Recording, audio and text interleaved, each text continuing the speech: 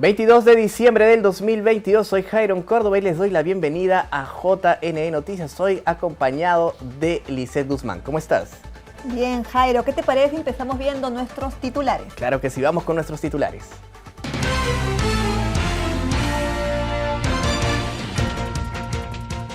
Presidente del Jurado Nacional de Elecciones detalló que los órganos electorales en democracia están protegidos contra injerencias políticas.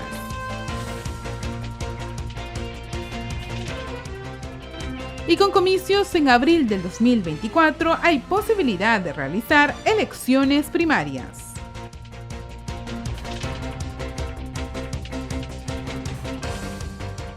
Y el Jurado Electoral Especial del Callao entregó credenciales a nuevas autoridades del gobierno regional.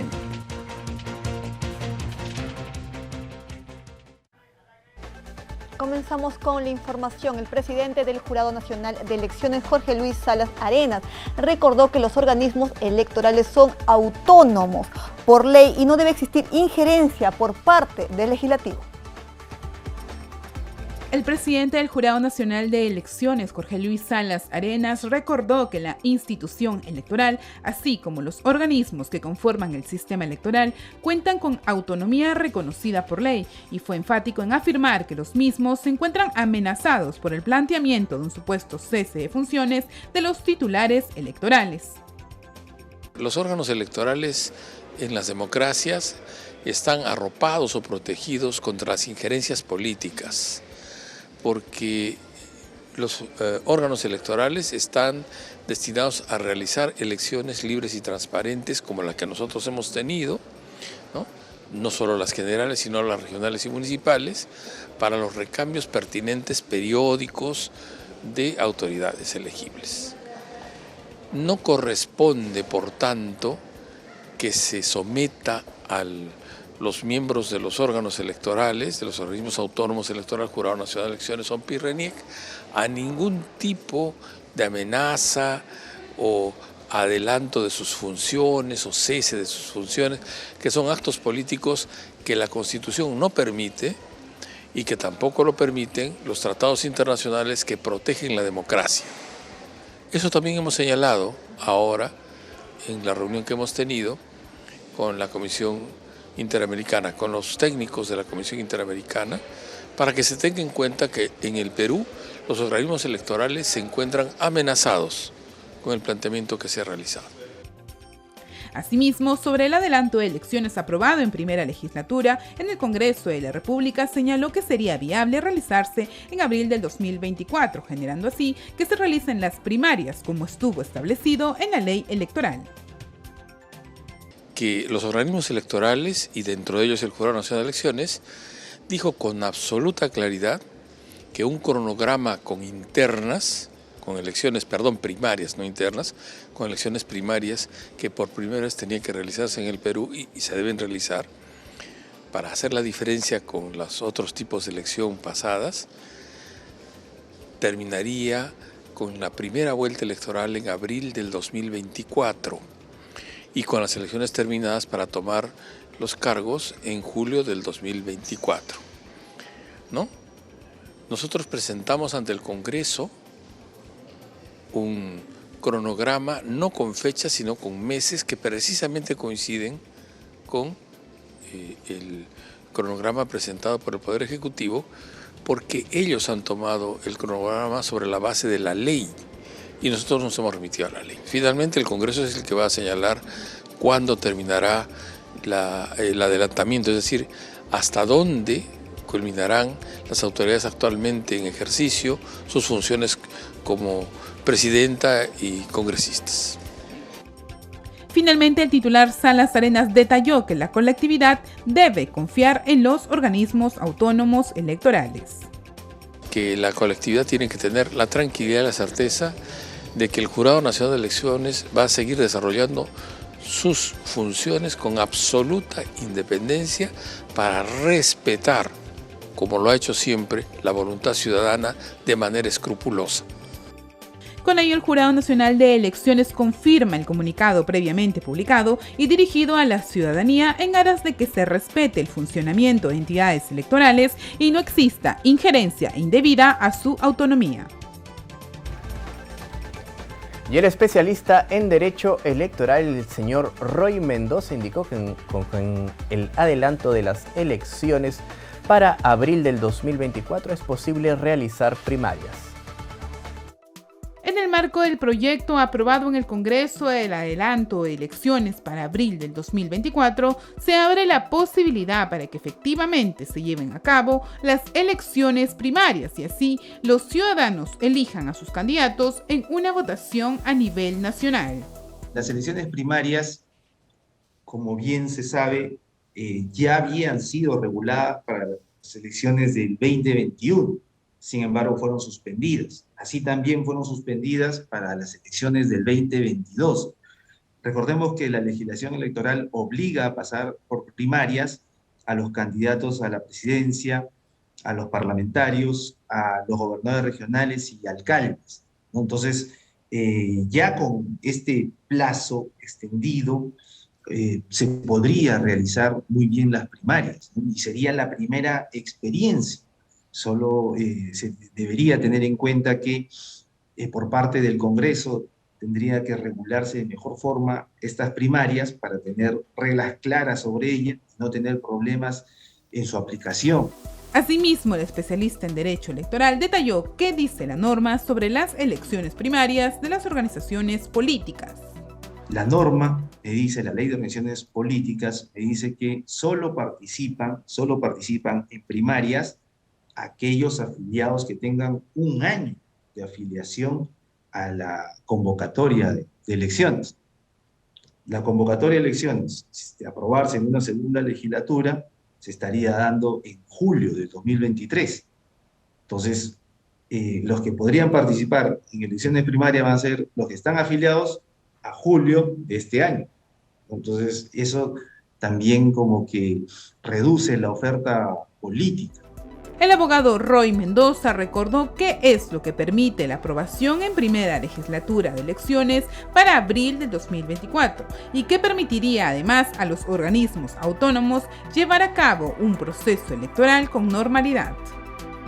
Esas elecciones del 2024, en abril de 2024, planteadas así, permitiría a su vez la introducción de reformas tanto en el ámbito constitucional como en el ámbito legal para perfeccionar el proceso electoral, claro, y finalmente lograr, como ya se ha venido mencionando en el Congreso, ¿no?, un proceso electoral con una oferta de calidad. Entonces, veo positivo, ¿no?, lo veo positivo para el Ejecutivo y a su vez positivo también para los organismos electorales, quienes van a poder desarrollar un proceso electoral con normalidad, sujeto a los plazos establecidos y previstos en la ley electoral. De la misma forma, el especialista indicó que para dichas elecciones primarias se deberá dar mayor claridad a su ejecución y propiciar mayor información a las organizaciones políticas. Y justamente sobre el adelanto de las elecciones, el ministro de Justicia, el señor José Tello, se reunió con el politólogo Fernando Tuesta Soldevilla para recibir información, propuestas sobre las reformas políticas. El ministro de Justicia, José Tello, estuvo con el señor Fernando Tuesta Soldevilla, según indica su última publicación en Twitter, para buscar plantear una reforma política sistemática, integral, y que participe, y bueno, que responda en realidad a las demandas de la ciudadanía. Por lo mismo requiere del aporte de especialistas en la materia. Como sabemos, el señor Fernando Tuesta Soldevilla fue jefe de la Oficina Nacional de Procesos Electorales y además es profesor de la Pontificia Universidad Católica del Perú y es experto en ciencia política. Él es un politólogo con todos los pergaminos necesarios para proponer las reformas en este sentido.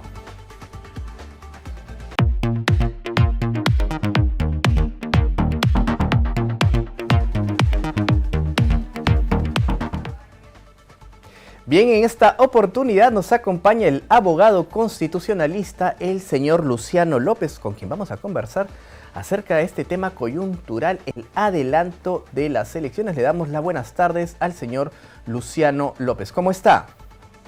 Muy buenas tardes, muchísimas gracias por la invitación.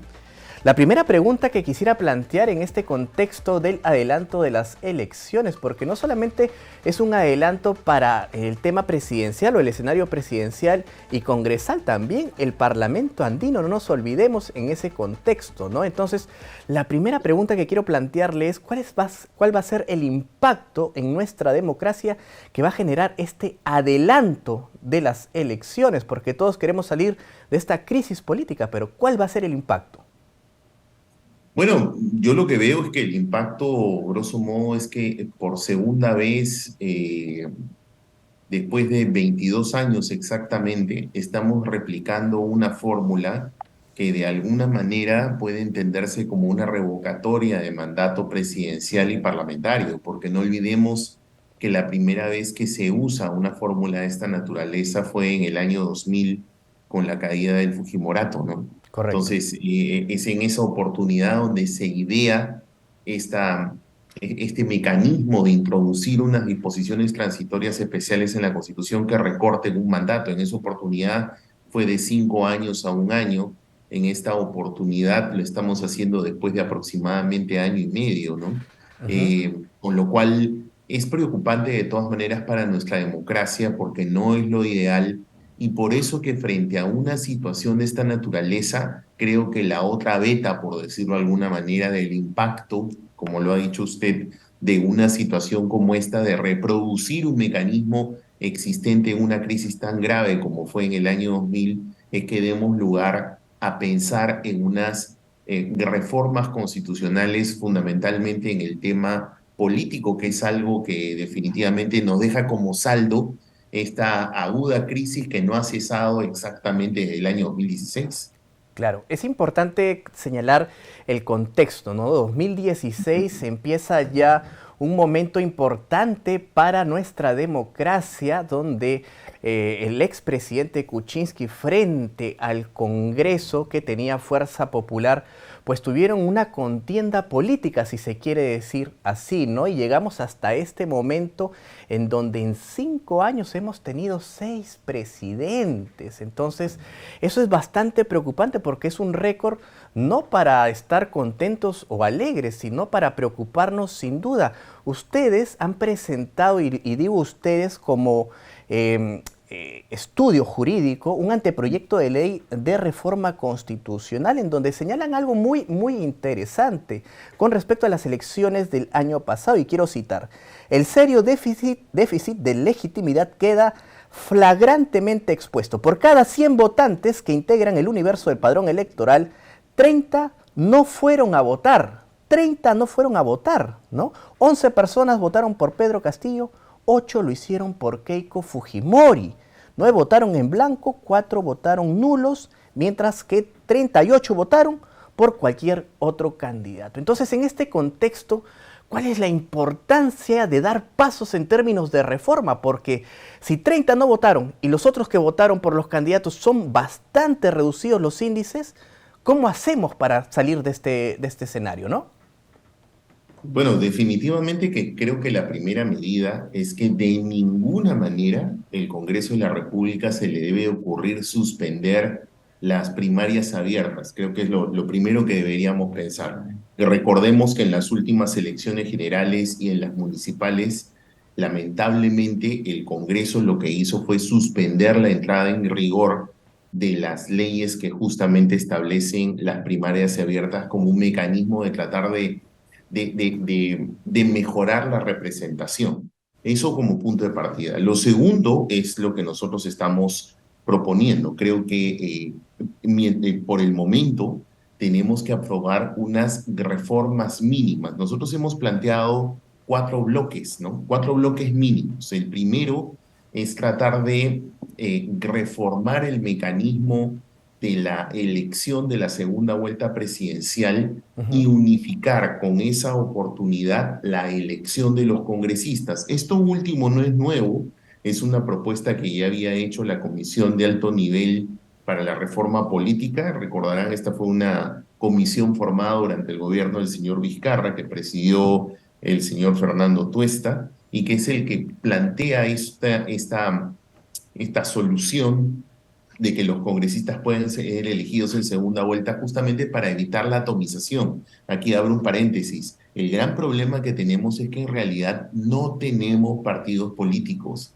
Nuestros partidos políticos son totalmente informales, esa es la verdad. Por eso es que el mecanismo de las primarias es para fortalecerlos, para unirlos a una mejor representación, y por eso es que nosotros pensamos que una propuesta, por ejemplo, como la de la Comisión Tuesta, que está pensada como una reforma legal, en realidad debería ser una reforma constitucional. Y en cuanto a unificarlo con una reforma de la segunda vuelta presidencial, nosotros planteamos un mecanismo que es bastante novedoso, ¿no? Es decir, vea usted rápidamente, la primera vuelta está diseñada para que el que gana con el 50% más uno de los votos se lo lleva todo y es elegido presidente. Correcto. Pero vea usted, hay una valla, es 50% más uno. Sin embargo, para la segunda vuelta no existe ninguna valla, ninguna. Y entonces las cifras como la que usted acaba de mencionar, que están planteadas en nuestra exposición de motivos, dan cuenta de que lo que puede suceder es algo como lo que sucedió en la última elección, que puede haber un fuerte ausentismo, que puede existir ante la fragmentación de partidos, que los dos primeros que pasan a la segunda vuelta juntos no lleguen pero ni al 25% de los votos Correcto, válidos. correcto. Para poder solucionar eso, entonces lo que decimos es, si en la primera vuelta hay una valla de 50 más 1, entonces sube la valla de la segunda vuelta para que la pueda derrotar. Entonces planteamos 55%. Entonces, ¿cuál es la lógica? Que puedan pasar a la segunda vuelta los candidatos que sumados superen el 55% con un máximo de 4 candidatos. Entonces, ¿puede ser que pasen 2? Sí, claro, siempre y cuando sumados superen 55%. ¿Y qué pasa si es que los dos primeros no superan el 55%? Ok, entonces puedes ir un tercero, o sea, podrían pasar 3, siempre y cuando los 3 superen el 55. ¿Y qué pasa si los 3 primeros no superan el 55? Ok, entonces la regla es que máximo 4. ¿Por qué está pensada la regla así? Para pensar fundamentalmente en nosotros los electores.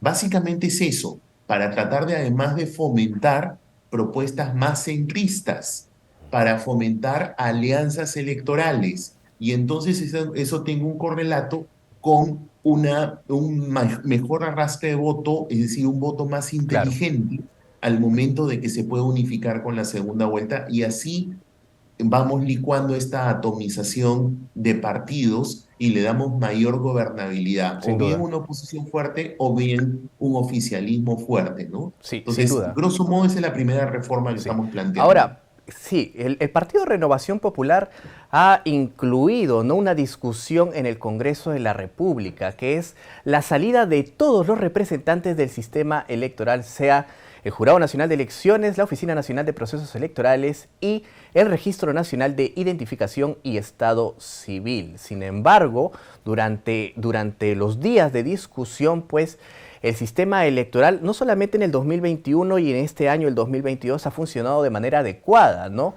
sino que también le da ese soporte a la democracia. ¿Qué opina usted acerca de esta propuesta de salida de los representantes del sistema electoral? Lamento profundamente que el Partido Renovación Popular formule una propuesta antidemocrática e inconstitucional. ¿Y por qué digo que es antidemocrática e inconstitucional? Porque resulta que los órganos del sistema electoral, según el mandato constitucional, ojo, es la Constitución la que dice, por ejemplo, que en el caso de las jefaturas de OMPE y la jefatura de RENIEC, estas son designadas mediante un concurso público a cargo de la Junta Nacional de Justicia. Entonces, cuando quisieran recortar un mandato, por eso digo que es una fórmula antidemocrática e inconstitucional, primero que por ley están pensando enmendarle la plana y por tanto menoscabar las atribuciones de la Junta Nacional de Justicia, que es la única que los puede nombrar en un concurso público y removerlos por un procedimiento disciplinario, sin contar que afecta el derecho al ejercicio pleno de la función pública de quienes ocupan de lo que son los funcionarios que ocupan estas jefaturas. Y en el caso del Jurado Nacional de Elecciones es peor, porque en el caso del Jurado Nacional de Elecciones la Constitución establece que el representante del Poder Judicial, que es quien preside además el jurado, es elegido por la Sala Plena de la Corte Suprema. O sea, por ley pretenden desconocer esa atribución de la Sala Plena de la Corte Suprema y cortar ese mandato. Lo mismo con la Junta de Fiscales Supremos, que es el que elige el representante del Ministerio Público, ¿no? En el caso de los fiscales supremos. Y en el caso del resto de miembros, ve usted, se elige el representante del Colegio de Abogados de Lima a través de una elección de todos los agremiados. Correcto. Y en el caso de los otros dos, por junta de decanos de la Facultad de Derecho, universidades privadas y públicas, sin contar que operativamente es una fórmula totalmente irrazonable, porque no sé si usted recordará cuánto tiempo estuvimos sin el representante del Colegio de Abogados, solamente por mencionar un caso. Correcto. ¿Usted se imagina si le dan de baja a todos? O sea, lo que significaría convocar a concursos públicos para elegir a los, sin la duda. Junta de Fiscales de Decanos y todos los demás. Sin duda hay que respetar las competencias. Sin duda hay que respetar las competencias en este sentido. El Congreso de la República tiene sus propias competencias. La Junta Nacional de Justicia tiene sus propias competencias. En el caso del jurado, pues hay 5 formas para que se elijan a los miembros del Pleno. Sin duda hay que respetar las competencias de manera sintética porque el tiempo se nos acaba. Las otras 3 reformas que ustedes proponen, por favor, de manera sintética. Muy rápido. Lo que nosotros planteamos entonces es que para fortalecer y darle gobernabilidad, ¿no?, tanto al Ejecutivo como al Congreso, entonces hay que abolir la figura de la disolución parlamentaria y reemplazarla por la renovación del Parlamento por mitades a mitad de mandato. Eso por un lado, porque no puedes tener disolución con renovación. Entonces, quitamos la disolución, optamos por una figura de renovación. Y viceversa, lo que hay que hacer también es entonces darle estabilidad al Ejecutivo. Eliminemos la vacancia por incapacidad moral, que es una fórmula, la verdad, bastante arbitraria porque no está definida, y reemplacémoslo por lo que es causales objetivas de discapacidad físico-mental y reemplacémoslo más bien por una fórmula adecuada de un impeachment, es decir, de un verdadero juicio político contra el presidente por algunas situaciones de indignidad en el cargo con una serie de garantías, que es el procedimiento que hemos planteado. Correcto. Y finalmente, rápidamente, lo que hemos dicho es de que no pueden haber más gente prontuariada por altos delitos, por delitos graves, ¿no?, de criminalidad organizada, ocupando cargos públicos en los partidos. Ya no más. Estas personas se les debe prohibir la elección. Eso lo estamos subiendo a nivel constitucional. Sí, sin duda, ya no más gente con prontuariado. Es un momento de salir, ¿no?, a buscar una democracia renovada, una democracia nueva, que permita que nuestros hijos, ¿no?, tengan un mejor escenario, una mejor vida, sin duda ninguna. Le agradecemos al abogado constitucionalista, el señor Luciano López, por el análisis que acaba de hacer. Muchas gracias. Encantado. Muchas gracias. Muy buenas tardes. Bien, es momento de hacer una breve pausa, pero ya volvemos con mucha más información.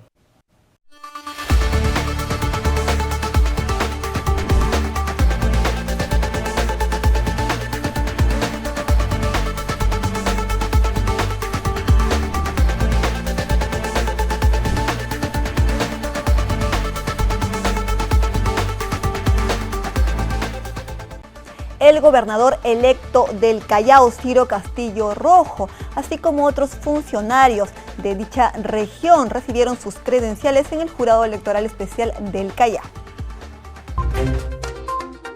El Jurado Electoral Especial del Callao entregó el miércoles las credenciales a las autoridades electas para el gobierno regional del Callao en el periodo 2023-2026.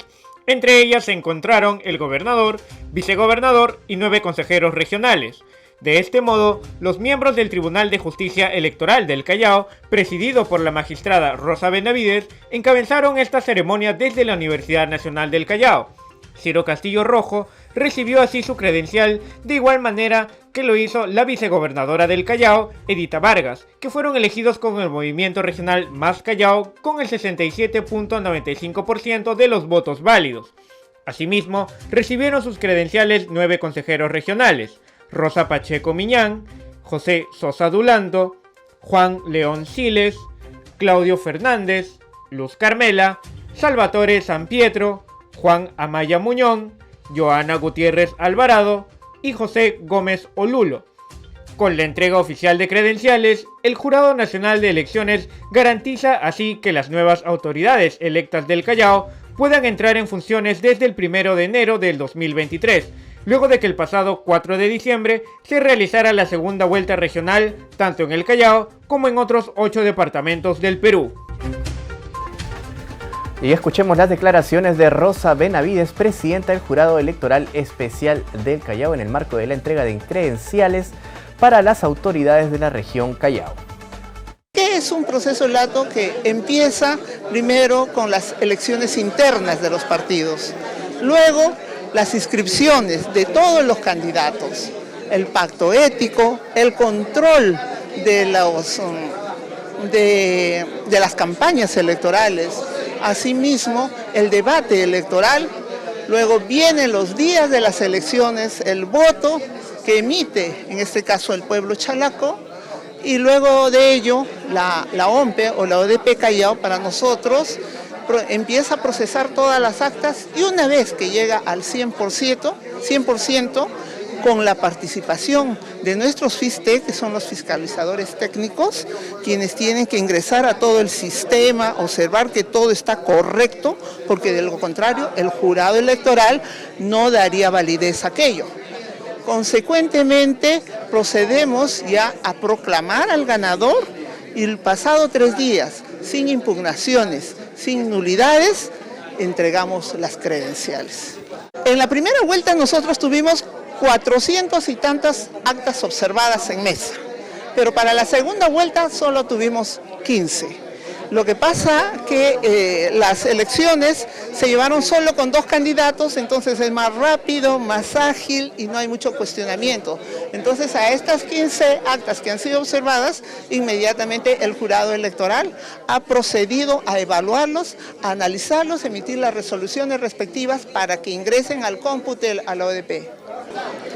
Bueno, el mensaje que le estoy dando es que atiendan a la población chalaca, que observen cuáles son las necesidades que tenemos, que al tener autonomía administrativa, económica, ellos pueden perfectamente estimar cuáles son urgentes, cuáles son de emergencia y qué puede hacer para que crezca el pueblo chalaco, pero siempre con una política muy fuerte de anticorrupción y transparencia, porque solo así el nuevo gobernador podrá tener autoridad moral para poder exigir el cumplimiento de los contratos.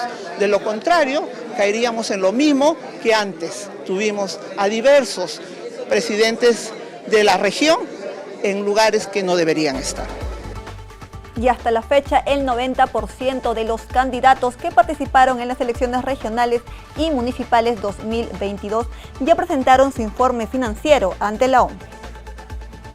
Del total de 72.544 candidatos que participaron en las elecciones regionales y municipales 2022, un 91.2% presentó hasta el momento su primer informe financiero de ingresos y gastos a la OMPE, según informó esta entidad.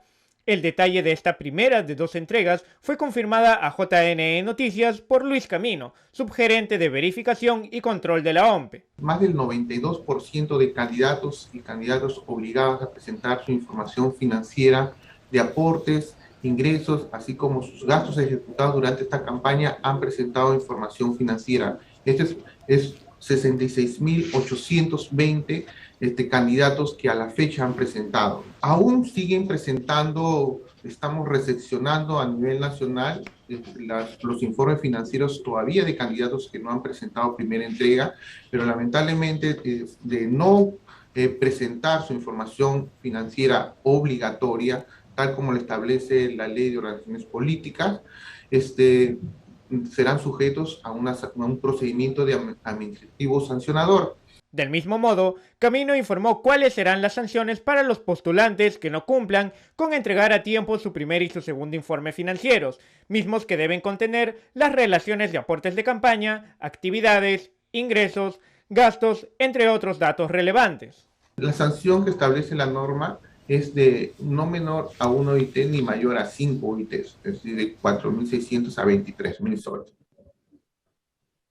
y la sanción es por entrega. Así, como son 2 entregas obligatorias, si no entregan ninguna de las 2 entregas, tendrían 2 sanciones administrativas. Cabe precisar que los candidatos que aún no presentan sus informes a la OMPE pueden hacerlo de manera virtual a través del portal Claridad o a través de formatos físicos en las sedes presenciales regional y central de dicho ente electoral.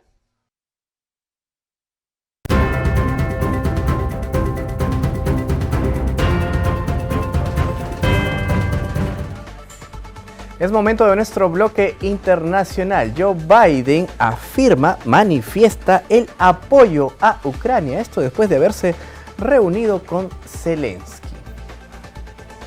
El presidente norteamericano Joe Biden expresó su apoyo a Ucrania tras sostener un encuentro con el mandatario de este país, Volodymyr Zelensky, el miércoles, quien arribó a la Casa Blanca en una visita sorpresiva a Washington.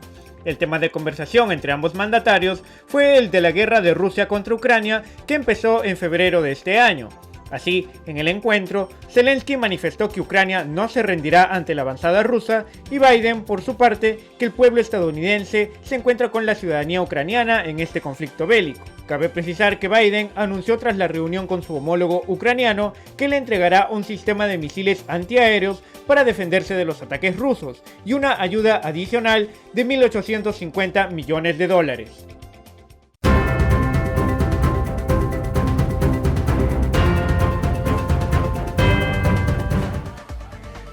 Hasta aquí con la información electoral y de coyuntura. Los invitamos a seguirnos en todas nuestras redes institucionales.